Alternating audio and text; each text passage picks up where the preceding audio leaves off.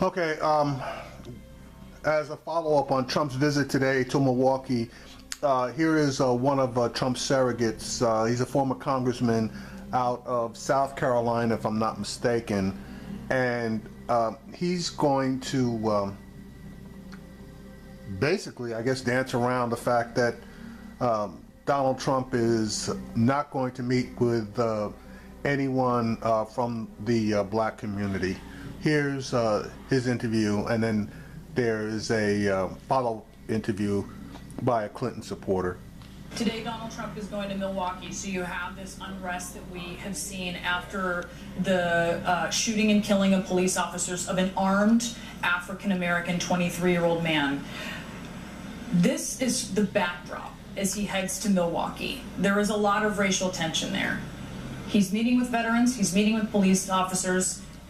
You have a lot of Republicans who are saying, look, you need to meet with black voters too. Should he be meeting with community activists? He should be, he will be, and he is engaged. He will be today? Is he doing that today? I don't know about today, I'm saying in general. In the future, but think about this. We've had Ferguson, we've had Baltimore, now we have Milwaukee, we have Dallas, and the president has not shown much leadership. We need to have a national dialogue somewhere between Black Lives Matter and Blue Lives Matter. There needs to be some love, there needs to be some engagement, but what is one of the big problems in Milwaukee? 43 million people nationally are on food stamps. 94 million people are unemployed or underemployed. The African-American unemployment rate for youth is 58%. Sure. The system, and by the way, they have a Democrat mayor, the system has failed them.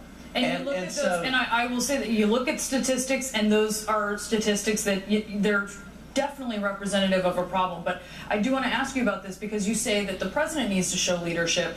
You have Republicans who are urging Donald Trump, talk to black voters. You're not going to win over black voters. That's a solid Democratic constituency, but they're saying talk to them. And for instance, you look at this NBC News Wall Street Journal Marist poll last week. It has him receiving only 1% of the black vote. How is that leadership for him? You know, everybody has a lot of backseat drivers within whatever party they belong to, but Bruce Lavelle, who's an African-American in charge of the National Diversity Committee of Donald Trump, tells me every day how they are engaged, not just with African-American, but with all kinds of racial groups, all kinds of religious groups, and there is a proactive campaign going on there. Unfortunately, he's not getting much credit for that. That actually, he's...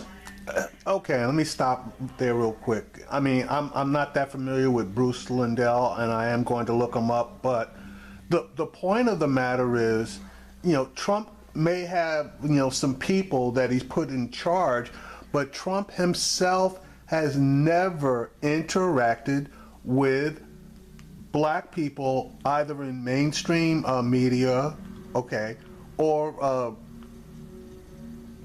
talk to major African-American or black groups. Now, he had several opportunities to do so.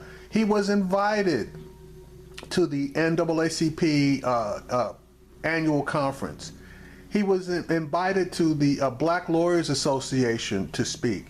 He was invited to the Urban League. He's been invited by a lot of black organizations trying to give him a chance, and he's turned down every last single one of them. Now, I don't want to hear, you know, about his surrogates coming out to speak to certain people, and not even the major ones. It's not going to work. He needs to get his face in front of black people, okay? And I'm not talking about people screaming blue murder and jumping up and down, and possibly not even the Black Lives Matter people. Let's just push them to the side. He needs to get his face in front of what most people will consider moderate, respectful black organizations, and give whatever speech he's going to give, and then take some questions. But see, the problem is he doesn't have any answers for the questions that are going to be posed. And that's why he's not going to get out there in front of anybody. And if I'm wrong, there's the Tom Joyner morning show. He can get on that. That's got like 8 million subscribers. You got News One with Roland Martin. There are various radio and TV outlets that he can get on to make his case if he really wants to make one. I do remember that Rand Paul did go on the Roland Martin show, and he sat there and took questions. Rand Paul also went down in front of major black universities and took fire. Now, he wasn't as up to speed on certain things as he should have been, and he did take fire for not being up to speed. But at least he went down and sat down and faced people. Trump doesn't do that.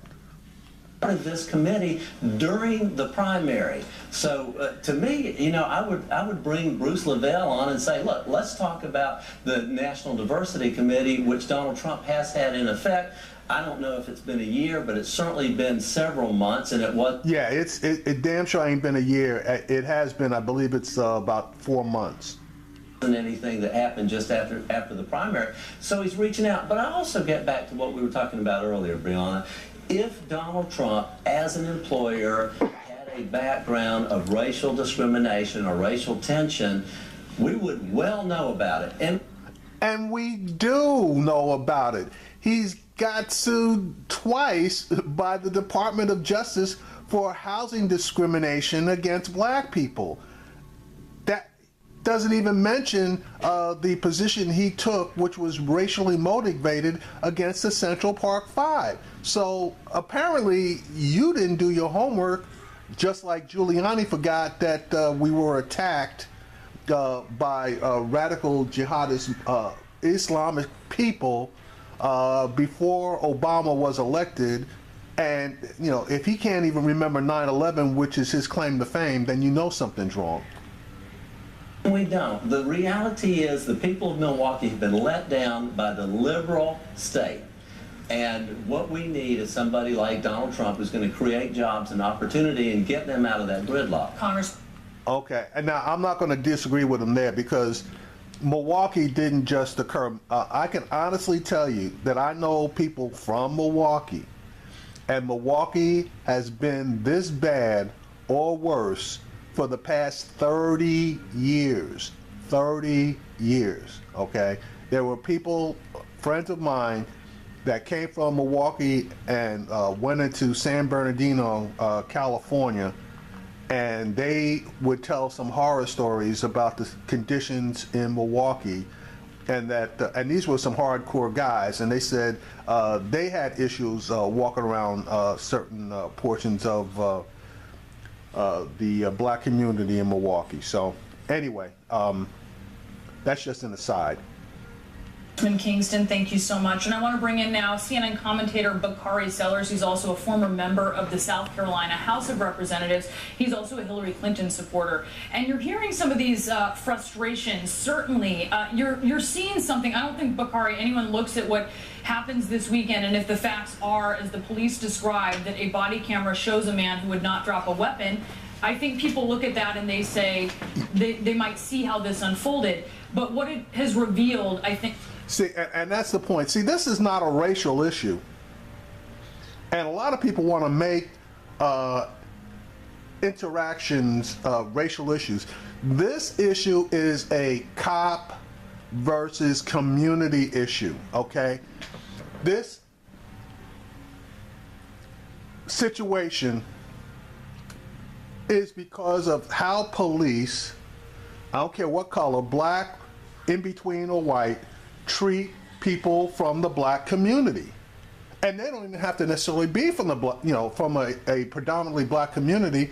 They can just have black skin, and all of a sudden there are certain preset conceptions about or perceptions about black people, and in particular black males 18 to 35. So that's got to change. Are symptoms of certainly the racial tension in this area. This is an issue where you're seeing over and over in communities. What is Hillary Clinton going to do to try to solve something that has become a huge issue here in the last year or so? Well, I just have to say, Brianna, that first, it's not just become a huge issue in the last year or so.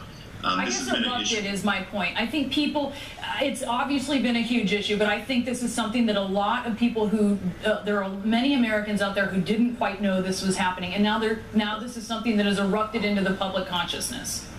I agree. I oftentimes tell people that UFOs didn't all of a sudden disappear, and police brutality didn't all of a sudden begin with the invention of a camera phone.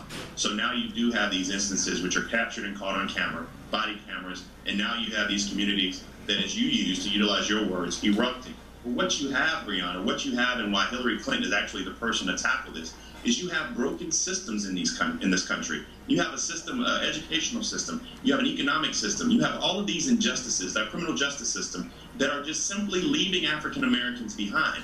And I was listening to Jack Kingston earlier, and there was so much that I really wanted to fact check, but I won't spend my time doing that. But what I will say is that, especially in the African American community, the grip of impoverishment has placed its grasp on both our newborn and elderly alike, and escaping that trap of impoverishment is synonymous with the proverbial dog that chases his tail. So we've made progress, but we still have yet a ways to go. And just one more point I have to make. Dr. Martin Luther King Jr., which many of my Republican colleagues love to quote him, he said that rioting is the voice of the unheard. And if Donald Trump is going to dare walk into Milwaukee, Wisconsin today, then he needs to listen to the voices of African Americans, not just there, but throughout the country. I mean, I would urge him, not as a supporter or anybody else, but as an American running for president of the United States, to sit down and listen to the voices that are screaming for your help. I want to ask you, because Hillary Clinton has a long record. As the first lady in the 90s, she supported her husband on the 1994 crime bill, and this was a bill that even Bill Clinton admits had serious flaws in it. For instance, and something she touted repeatedly, that there would be more prisons, that there would be more police officers on the streets, and a lot of people, nonpartisan people, point to that policy and they say this was a big creator of this era of mass incarceration that Hillary Clinton now speaks out against. This is something that explains why communities like Milwaukee are so frustrated. What has she learned from the mistakes of the 90s that she can now apply to what we're seeing? Hopefully she learned that she and Bill fucked up, because everybody knew. That includes the Congressional Black Caucus that voted pretty much overwhelmingly in support of that bill, because back in 1992 there was a major increase in crime rates, and the citizens were screaming blue murder, and the Democrats were scared that the Republicans were going to take over, because the Republicans have always been known as, quote unquote, good on law and order. So here come the Democrats, now they got to prove that they're strong on law and order too. And Bill Clinton put out that bullshit 92 crime bill with the three strikes provision in it. They increased penalties across the board on a variety of things. They put thousands of additional police officers who were not qualified to be police officers, but the police forces basically at that point lowered their standards as far as accepting police officers, and then they subsequently raised them back up above not only having a high school degree, but you had to have a minimum of 2 years of college. All kinds of stuff went down. Then, okay, that's what basically started taking black fathers out of the homes and black men off the streets.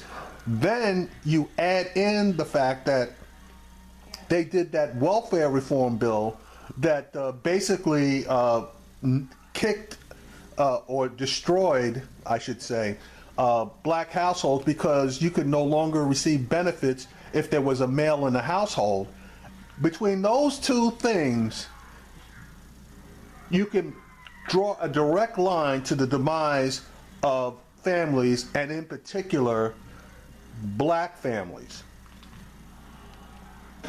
Well, I can't blame Milwaukee on Hillary Clinton, but I'm partisan and I'm a Hillary Clinton supporter. And I'll tell you that the 94 crime bill was a mess. I'll tell you that the members of the Congressional Black Caucus that voted for it, that Bernie Sanders, that Hillary Clinton, that Bill Clinton, they all have to be held accountable. The Republicans that pushed it, everyone has to be held accountable because that bill took a lot of African American males, a lot of fathers out of those households, mandatory minimums and things of the sort. So yes, we have to have someone who's focused on it. Hillary Clinton's first speech on the campaign trail was not about the economy, was not about anything else, but she actually went to the Dinkins Institute in New York and spoke about mass incarceration, spoke about untangling this web that makes sure that more African American men end up in the criminal justice system than they do in college. And so when you're talking about body cameras, when you're talking about independent solicitors or independent attorney generals to actually review the instances of police brutality, all of these things tie into reforming our criminal justice system.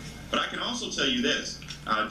Okay, and the funny thing about the 1994 crime bill, okay, right now you have Republican and Democratic cooperation to try to reverse some of the damage done by that crime bill. But guess what?